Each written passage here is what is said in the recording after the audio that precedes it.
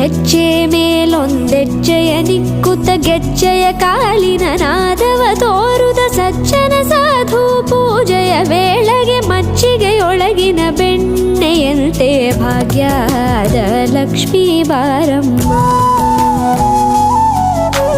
ಹೆಜ್ಜೆ ಮೇಲೊಂದೆಜ್ಜೆಯ ನಿಕ್ಕುತ ಗೆಜ್ಜೆಯ ಕಾಲಿನ ನಾದವ ತೋರುದ ಸಜ್ಜನ ಸಾಧು ಪೂಜೆಯ ವೇಳೆಗೆ ಮಜ್ಜಿಗೆಯೊಳಗಿನ ಬೆಣ್ಣೆಯಂತೆ ಭಾಗ್ಯದ ಲಕ್ಷ್ಮೀ ಬಾರಮ್ಮ.